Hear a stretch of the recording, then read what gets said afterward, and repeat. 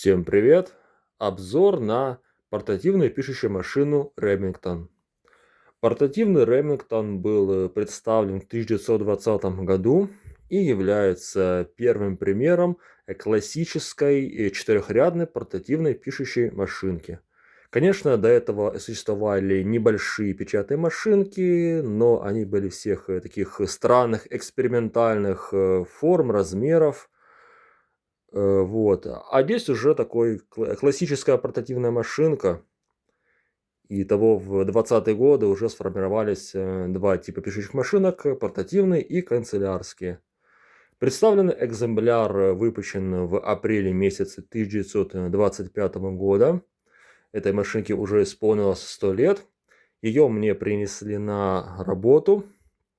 Вот. И для сравнения, в моем скромном собрании пишущих машинок имеется пятая модель 1937 года.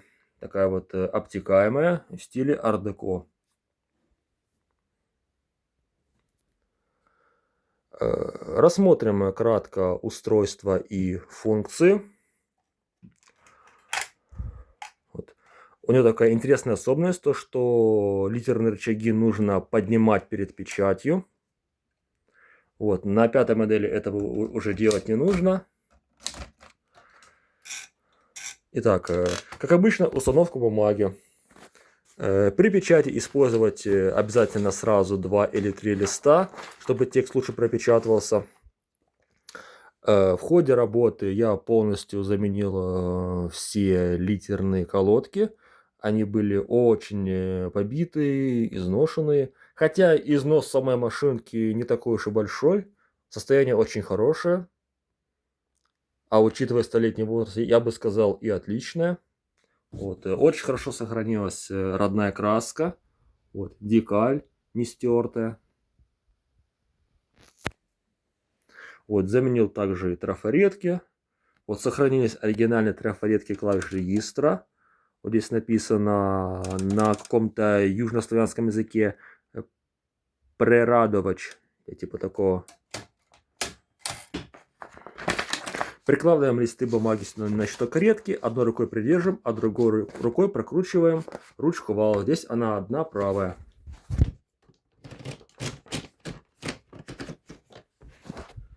Прижимная планка здесь еще не предусмотрена. Вот она обычно здесь располагается с двумя роликами. Вот на пятой модели такой планки тоже нет. Здесь есть такая штучка. Вот здесь, кстати, пружина утрачена. Это надо будет ее доделать. Вот. Как не доберусь. Вот. Перемещаем каретку в начало строки, можно печатать. Я поставил стандартный крупный шрифт эриковский 73.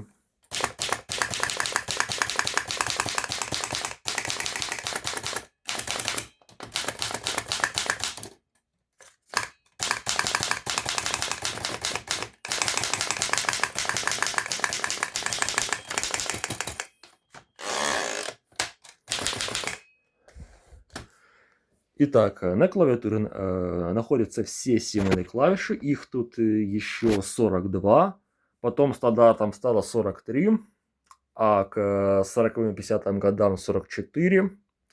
Вот, таким образом я пожертвовал двумя литерами от Эрики, а именно литерой, символами плюс и параграф и буквой твердый знак. Вместо твердого знака можно использовать вот знак кавычки.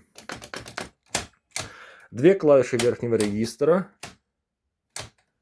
При верхнем регистре каретка поднимается на строго определенную высоту и может отпечатать заглавную букву или цифру.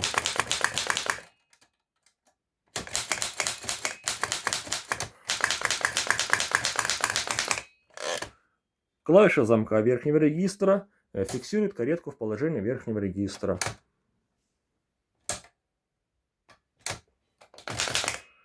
Клавиша обратного хода перемещает каретку в сторону начала строки.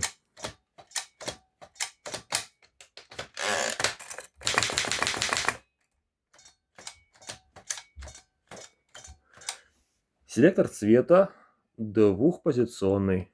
Вот обычный режим синяя точка. Литера ударяет по верхней половине ленты. И второй режим. Литера ударяет по нижней половине ленты, что актуально при использовании двухцветной ленты. Вот, на пятой модели, здесь, он, кажется, уже трехпозиционный сделали.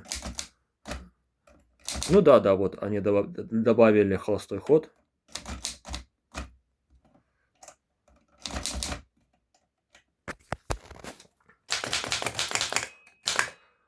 Далее на каретке находится интервальный рычаг для перевода строки. Он здесь вот в виде такого рычага реализован. Не очень, конечно, удобно им пользоваться, но можно. И также он такой чуть более увеличенный, перекочевал и на пятую модель. И в таком виде он сохранялся до конца 30-х. Потом они уже сделали нормальный, привычный.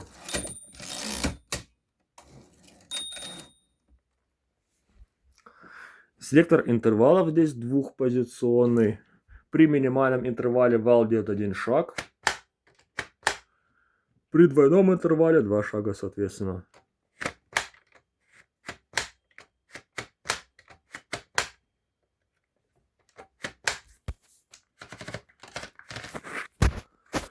Рычаг свободного хода каретки здесь один слева находится. Вот он. Для свободного перемещения по строке. Вот это рычаг свободного вращения вала.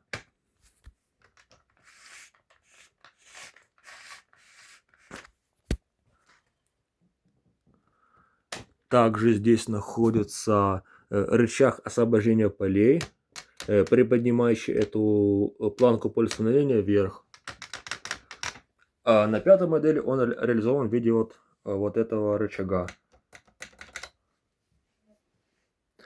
Вот. И также здесь имеется замок каретки. Для того, чтобы поставить каретку на замок, перемещаем каретку строго в середину строки. Вот. Нажимаем вот эти два рычага к себе одной рукой, а другой рукой задвигаем ось вала влево.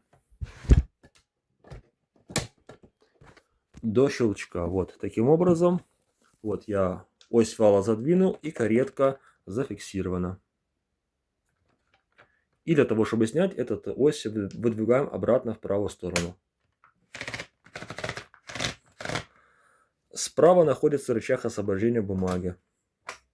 Перемещаем его к себе, и бумагу можно вытащить.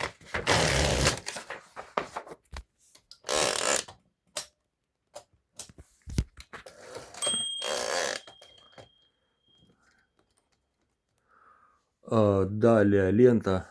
Машинка требует стандартную ленту на 13 мм. Вот. К счастью, сохранились родные катушки. Вот Ремингтон славился тем, что у него требуются особые катушки. Главное, чтобы не какого-то Ундервуда. Вот. И это, кажется, вплоть до 50-х годов они вот сохранялись именно, что требовались именно фирменные ремингтоновские катушки. Вот. Экземпляр 1937 года. Здесь тоже мы видим необычные катушки. Вот. Такая старая, архаичная, неудобная система лента-протяга. Для смены направления мы перемещаем вот эту ось влево или вправо.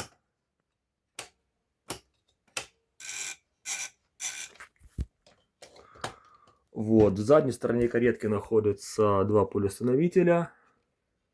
Вот левый и правый. В конце строки звучит звонок и срабатывает блокировка.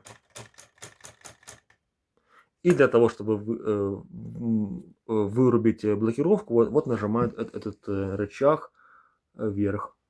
И печатаем ход до конца вала.